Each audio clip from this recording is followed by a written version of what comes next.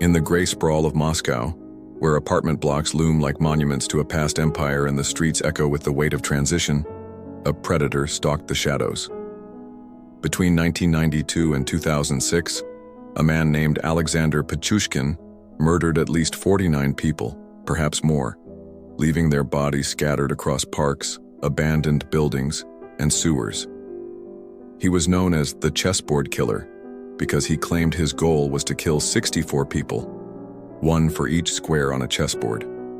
To some, it sounded like the delusion of a madman, a macabre boast. To others, it was a cold calculation from a man who saw human life not as sacred, but as pieces in a game only he understood. His story is not just about murder, but about obsession, alienation, and the terrifying ease with which evil can hide in the anonymity of a city. Alexander Yuryevich Pichushkin was born in 1974 in Moscow. His childhood was marked by difficulties that foreshadowed the man he would become. At age 4, he suffered a severe head injury when he fell off a swing. Doctors later speculated that the trauma damaged his frontal lobe, an area of the brain associated with impulse control and aggression. His personality changed. The boy once shy became volatile, prone to outbursts of anger. At school, he was bullied for being different. Teachers remembered a withdrawn child, intelligent but isolated. His only solace came from his grandfather, who recognized his loneliness and taught him how to play chess. For young Alexander, chess became more than a game. It became a metaphor for life, a way of imposing order on chaos, a place where every move had meaning and every opponent could be outwitted. But when his grandfather died, Alexander's world grew darker. He drank heavily, and the structure of chess twisted into something more sinister, the idea that people like pieces could be sacrificed at will. In post-Soviet Russia, the 1990s were a time of upheaval. The collapse of the Soviet Union brought not only freedom but also chaos. Crime soared, poverty spread, and Moscow, a city of millions, became a place where people could disappear without notice. For a predator like Pichushkin, it was fertile ground. His first known murder occurred in 1992, when he was just 18. He invited a classmate to walk with him in Bitsa Park, a vast forested area on the edge of Moscow. There he pushed the young man into a sewer pit and watched him drown. The killing gave him a thrill he never forgot. For years afterward, he lived an ordinary life on the surface, but inside he craved that rush again. By the early 2000s, Pichushkin began killing regularly. His hunting ground was almost always Bitsa Park, a sprawling, wooded area where drunks, homeless men, and the elderly gathered. He often targeted those on the margins of society, people whose disappearances would not cause immediate alarm. Sometimes he lured them with the promise of sharing vodka. He would drink with them, talk with them, then kill them, usually with a hammer. He struck their skulls with brutal force, then often shoved a vodka bottle or stick into the wound, a grotesque signature meant to ensure death and defilement. Other times, he pushed victims into sewers or ravines. His methods were brutal, his actions calculated. He later said killing made him feel like God, that when he had someone's life in his hands, he felt supreme. For Pichushkin, murder was not about money or revenge. It was about the act itself.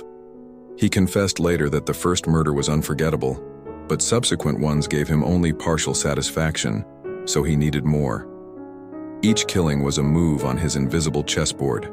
His goal, he claimed, was 64 victims, one for every square. By the time of his arrest, investigators believed he had killed 49, though he insisted the number was higher. The chessboard found in his apartment had squares filled with dates and initials, each representing a life he had taken.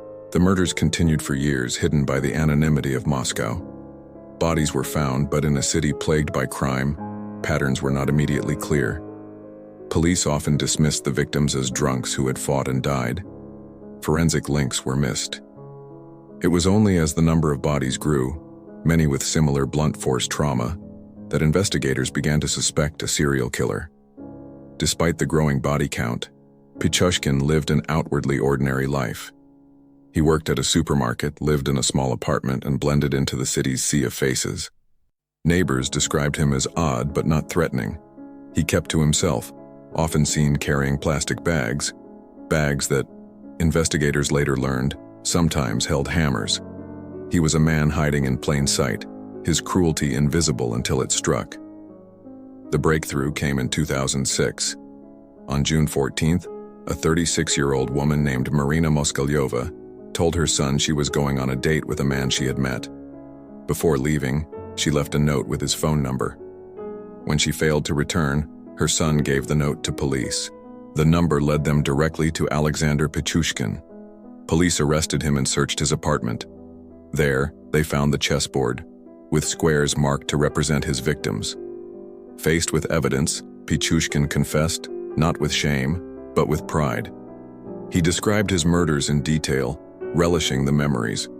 He told investigators that killing was his life's purpose, that stopping felt impossible, and that each death was a triumph. At trial in 2007, the scope of his crimes horrified the nation.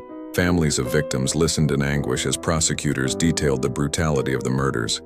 Pichushkin, sitting in the defendant's cage, showed no remorse. He spoke of his killings as though recounting a competition. He claimed he had killed 63 people and would have reached 64 had he not been caught. He compared himself to Andrei Chikatilo, the butcher of Rostov, whose crimes had terrorized Russia in the 1980s.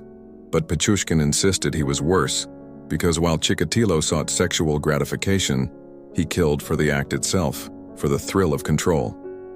Psychologists testified that Pichushkin was a psychopath, incapable of empathy, consumed by obsession. He himself declared, "For me, life without murder is like life without food." He showed the court no humanity, only the cold logic of a man who saw people as pawns. The judge sentenced him to life in prison, with the first 15 years to be spent in solitary confinement. The sentence was the harshest available in modern Russia. Today, Alexander Pichushkin sits in prison, confined but unrepentant.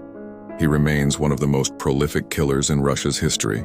His crimes haunt not only the families of victims but also the city of Moscow, where Bitsa Park has become synonymous with terror. Walkers still avoid certain paths, aware of the ghosts that linger in the trees. For Russia, his case was a reminder that even after Chikatilo, even after decades of horror, monsters could still emerge, ordinary in appearance but extraordinary in cruelty. What makes Pichushkin's story chilling is not just the number of his victims, but the banality of his life outside murder. He was not a shadowy figure lurking in alleys. He was a man with a job, an apartment, neighbors. He blended seamlessly into the anonymity of a city of millions. His obsession with chess turned human life into a board game, his victims into tokens of progress. For him, killing was not an act of passion but of routine. And that is perhaps the most terrifying truth, that for some, murder can become as ordinary as a move on a board, repeated again and again until caught. The Chessboard Killer reminds us that evil does not always announce itself. Sometimes it hides in plain sight, disguised as a quiet man with a bag in his hand walking through a park. Sometimes it is revealed only when too many lives have already been taken, when the bodies in the shadows can no longer be ignored. Alexander Pichushkin wanted 64 kills. He achieved 49, perhaps more. In his mind, it was a game left unfinished. For the families of victims, it was not a game but a lifetime of grief. Their loved ones were not pawns, not pieces, but people, fathers, brothers, friends whose lives mattered. His story is a warning of obsession unchecked, of cruelty disguised as normalcy, of the monsters who see the world not as a community, but as a board to dominate. Don't forget to like this video, share your thoughts in the comments, and subscribe to Crimson Narratives for more haunting journeys into the darkest corners of human history. Because only by remembering can we honor the victims, and only by telling these stories can we guard against the monsters who still walk among us.